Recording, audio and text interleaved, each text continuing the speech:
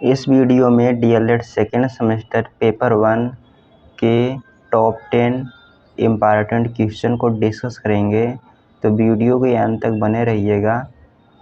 तो चलिए बिना देरी किए हुए वीडियो को शुरू करते हैं। यहाँ पर देखिए हमारा पहला क्वेश्चन पूछा गया है, आदर्शवादी विचारकों द्वारा किन शिक्षण विधियों को अपनाया गया। तो इस प्रकार के सीधे क्वेश्चन आपके एग्जाम में आ जाएंगे 60 में। तो देखिए आदर्शवादियों का मानना था कि अगर हम बच्चों की रुचि और उसकी योग्यताओं को पहचान लेते हैं तो हम आसानी से शिक्षण विधियों का निर्माण कर सकते हैं। तो आदर्शवादियों द्वारा दिया गया कुछ शिक्षण विधि निम्न है। पहला है प्रश्नोत्तर विधि। इसके जनक जो है सुकरात हैं। ये जो हमारे पास शिक्षण विधियां हैं 7 शिक्षण विधि है। यह 7 शिक्षण विधि पता होना चाहिए और किसने यह शिक्षण विधि को दिया है यह पता होना चाहिए। ठीक है, तो इससे कम से कम 10 क्वेश्चन से ऊपर क्वेश्चन बन जाएंगे। कैसे हम आगे बताएंगे। देखिए प्रश्नोत्तर विधि के जनक सुकरात हैं। संवाद विधि के जनक प्लेटो हैं। ठीक है, देखिए जो प्रश्नोत्तर विधि है इसके जनक सुकरात हैं। ठीक है, और जो सुकरात है सुकरात यह जो है प्लेटो के गुरु थे। ठीक है, यानी कि प्लेटो जो है यह सुकरात के शिष्य थे। अरस्तु जो है आगमन निगमन की विधि है। देखिए आगमन विधि में हम क्या करते हैं, आगमन विधि में हम सबसे पहले एग्जाम्पल बताते हैं, फिर कॉन्सेप्ट की ओर जाते हैं। निगमन विधि में पहले हम कॉन्सेप्ट बताते हैं, फिर एग्जाम्पल की ओर जाते हैं। ठीक है, तो आगमन निगमन विधि के जनक हमारे अरस्तु हैं। और पांचवा हमारे पास अगला है चौथा पेस्टोलॉजी। तो पेस्टोलॉजी जो है यह है हमारे पास शिक्षण विधि दिए हैं। अभ्यास विधि एवं शिक्षण एवं क्रिया विधि पर इन्होंने अपना शिक्षण विधि दिया था। अभ्यास विधि और शिक्षण एवं क्रिया विधि पेस्टोलॉजी, इसमें लिखने की क्षमता को विकसित किया जाता है। हर्बर्ट ने निर्देशन विधि दिया है और फ्रोबेल ने खेल विधि और हीगल ने तर्क विधि दिया है। ठीक है, तो फ्रोबेल जो है देखिए ये आदर्शवादी के भी अंतर्गत आते हैं और प्रगतिवादी के भी अंतर्गत आते हैं। ठीक है, इस पॉइंट को याद रखिएगा। फ्रोबेल जो है आदर्शवादी और प्रगतिवादी दोनों हैं। तो पहले क्वेश्चन का उत्तर समझ में आया होगा। अब किस प्रकार से इस क्वेश्चन से और भी क्वेश्चन बन सकते हैं। और क्वेश्चन इस प्रकार से आ सकता है कि आदर्शवादी विचारकों का नाम लिखिए। तो यही है आदर्शवादी विचारक, जैसे सुकरात, प्लेटो, अरस्तु, पेस्टोलॉजी, हर्बर्ट, फ्रोबेल। इन सभी को उत्तर लिख देते हैं, तभी आपका उत्तर सही है, कोई गलत नहीं काट पाएगा। ठीक है, और इस सब के जनक जो है पता ही हो चुके हैं और शिक्षण विधि आपको पता ही हो गया। यहाँ पर सिर्फ शिक्षण विधि ही पूछा गया था। यहाँ प्रश्नोत्तर विधि, संवाद विधि, आगमन निगमन विधि, निर्देशन विधि, खेल विधि, तर्क विधि, ये सभी आप उत्तर में लिख सकते हैं। इसके बाद चलिए आगे बढ़ते हैं। हमारा दूसरा क्वेश्चन दिया है, आदर्शवाद के अनुसार शिक्षा का स्थान है। तो देखिए आदर्शवाद के अनुसार शिक्षक का स्थान, तो आदर्शवाद के अनुसार शिक्षक का स्थान अति महत्वपूर्ण है। ठीक है, आदर्शवाद ने जो है आदर्शवाद के जनक को प्लेटो कहते हैं। हालांकि आदर्शवाद की कई शाखाएं हैं, इसके आगे हम डिस्कस करेंगे कि किसके जनक कौन हैं। तो आदर्शवाद का स्थान जो है बहुत महत्वपूर्ण है। आदर्शवाद ने जो है यह विद्यालय को उद्यान के रूप में, छात्र को कोमल पौधा के रूप में और शिक्षक को एक कुशल माली के रूप में तुलना किया है। जिस प्रकार से माली उद्यान यानी बगीचे के खरपतवार को हटाता है, उसे जो है जल से सींचता है, उसका देखभाल करता है, इस प्रकार से शिक्षक जो होता है वह छात्र को प्यार और स्नेह से सींचता है और किसी प्रकार से कमी ना हो उसका देखभाल करता है। तो यह जो है आदर्शवाद के अनुसार शिक्षा का स्थान आप समझ सकते हैं कितना महत्वपूर्ण है। और एक क्वेश्चन यहाँ से बन सकता है, क्या आदर्शवाद यह बाल केंद्रित शिक्षा देता है। तो यहाँ तो शिक्षा का स्थान महत्वपूर्ण हो गया, तो बाल केंद्रित हुआ ही नहीं। तो यह जो है आदर्शवाद है बाल केंद्रित है, बालक को भी ध्यान में रखता है। तो इस पॉइंट को भी याद रखिएगा। शिक्षा का स्थान तो महत्वपूर्ण ही है, साथ ही यह बालक को भी महत्वपूर्ण स्थान देते हैं, इसलिए यह जो है शिक्षण विधि इनका जो है बाल केंद्रित ही है। इस प्रकार क्वेश्चन आ सकता है। तो चलिए हम आगे बढ़ते हैं। हमारा अगला क्वेश्चन दिया गया है कि प्रगतिवाद एक प्रणाली है जिसकी प्रमुख विशेषता आध्यात्मिकता का बहिष्कार करना है। यह कथन किसने दिया है, सीधे क्वेश्चन आ जाएगा। तो इसका राइट उत्तर है ब्राइस। तो ब्राइस ने कहा है कि प्रगतिवाद एक प्रणाली है जिसकी प्रमुख विशेषता आध्यात्मिकता का बहिष्कार करना है। और क्वेश्चन इस प्रकार ही बन सकता है कि प्रगतिवाद क्या है, स्पष्ट कीजिए। तो सिंपल आप इसी परिभाषा को लिख दीजिएगा, आपका उत्तर बन जाएगा कि प्रगतिवाद एक प्रणाली है जिसकी प्रमुख विशेषता आध्यात्मिकता का बहिष्कार करना है। अब चौथे क्वेश्चन पर आते हैं। हमारा चौथा क्वेश्चन है, लॉर्ड मैकाले ने किस सिद्धांत का प्रतिपादन किया था। देखिए, लॉर्ड मैकाले ने निस्पंदन का सिद्धांत का प्रतिपादन किया था। तो निस्पंदन का सिद्धांत को छनाई का सिद्धांत भी कहते हैं। यह 1835 ईस्वी में मैकाले ने दिया था कि इसमें यह था कि शिक्षा जो है सिर्फ उच्च वर्गों के लिए ही दी जाए, वह छनकर निम्न वर्गों तक चलाएगा। ठीक है।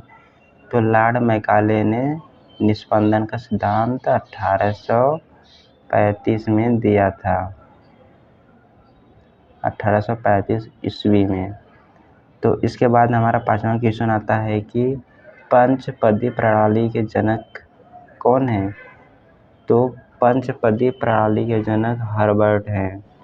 छठवां क्वेश्चन है कि वह शिक्षा किस काम की जो किसी भविष्य के लिए वर्तमान का बलिदान करती है। तो यह हमारा जो है रूसो कहे हैं, और रूसो जो है प्रकृतिवादी विचारधारा से संबंधित हैं।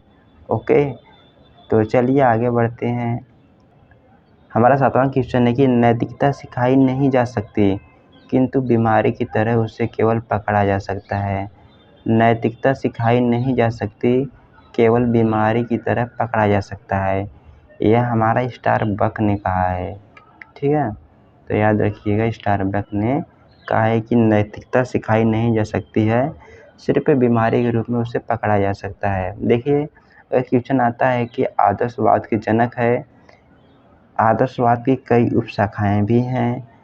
अगर ये क्वेश्चन नहीं पूछता है किस शाखा के जनक कौन है, तो आप प्लेटो मार दीजिएगा, प्लेटो उत्तर लिख दीजिएगा, या फिर कोई भी लिख सकते हैं, क्योंकि सभी तो जनक ही हैं।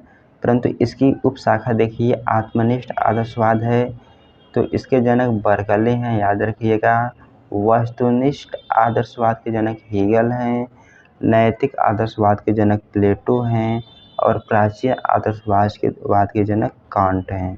ठीक है, प्राचीन आदर्शवाद के जनक कांट हैं। तो चलिए आगे बढ़ते हैं। हमारा जो है नवा क्वेश्चन है। नवा क्वेश्चन, ज्ञान पर बल देने से विद्यालय ज्ञान की दुकान और शिक्षा सूचना विक्रेता बन जाते हैं। यह किसने कहा है, यह व्हाइट हेड कहा है। ठीक है, इसके बाद हमारा 10वां क्वेश्चन आ जाता है। तो 10वां क्वेश्चन से कह रहा है, शिक्षा में त्रिभाषा सूत्र की सिफारिश किस आयोग ने की गई। तो भाषा में त्रिभाषा सूत्र की सिफारिश जो है कोठारी आयोग में किया गया। तो त्रिभाषा सूत्र की सिफारिश कोठारी आयोग ने किया था। एक कोठारी आयोग के अध्यक्ष दौलत सिंह कोठारी हैं, जो यह 1964-66 में आया था कोठारी आयोग। त्रिभाषा सूत्र से तात्पर्य है कि जो यहाँ पर पहली भाषा होगी वो क्षेत्रीय या मातृभाषा होगी, दूसरी भाषा अंग्रेजी होगी, तीसरा होगा अन्य आधुनिक भाषा होगा। ठीक है, तो इसकी सिफारिश जो कोठारी आयोग ने किया था। कोठारी आयोग में 17 सदस्य थे, जिसमें 6 जो है विदेशी थे, 11 भारतीय थे। ओके, याद रखिएगा। तो इसके बाद हमारा 11वां क्वेश्चन आता है, शिक्षा का उद्देश्य बताइए। देखिए, शिक्षा का उद्देश्य जो है इसका परिभाषा सबके लिए अलग हो सकता है। जैसे शिक्षा का उद्देश्य शारीरिक, माध्यमिक, आध्यात्मिक, नैतिक, चारित्रिक विकास करना है, या फिर कह सकते हैं कि लाइन में आवश्यकताओं की पूर्ति करना है। ठीक है, तो शिक्षा के उद्देश्य को 4 भागों में बांटा गया है।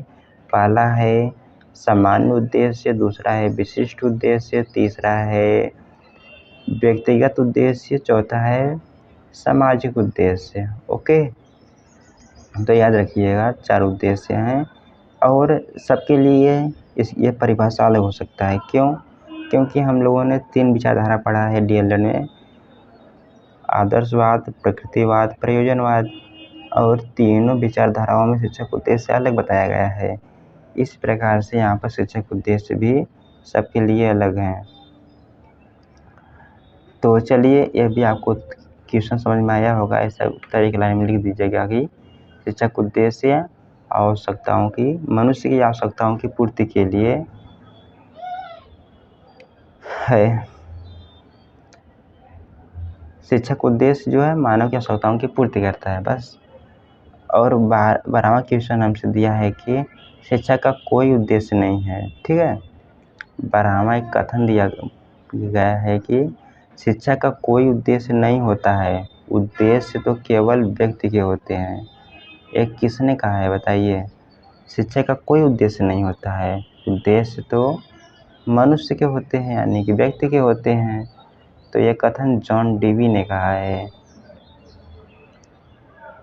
ठीक है, तो चलिए आगे बढ़ते हैं। हमारा 13वां क्वेश्चन है कि जॉन डेवी जो है प्रयोजनवाद के जनक हैं। ठीक है, याद रखिए प्रयोजनवाद संबंधित हैं जॉन डेवी। इन्होंने करके सीखने पर अधिक बल दिया था। 13वां है मुस्लिम कालीन शिक्षा का माध्यम कौन सी भाषा थी? तो देखिए, जो मुस्लिम कालीन शिक्षा थी यह अरबी एवं फारसी भाषा पर शिक्षा का माध्यम था, और जो हमारा प्रारंभिक शिक्षा था वह अरबी भाषा में, और उच्च शिक्षा था वह उच्च भाषा में दिया गया था। ठीक है, दी जाती थी। अब 14वां क्वेश्चन है कि राष्ट्रीय शिक्षा आयोग कब आया? देखिए, राष्ट्रीय शिक्षा आयोग को कोठारी आयोग के नाम से जाना जाता है। ठीक है, यह 1964-66 में आया था। वही कोठारी आयोग जो मैंने ऊपर जिक्र किया था। एक राष्ट्रीय शिक्षा आयोग है, एक भारतीय शिक्षा आयोग है। ठीक है,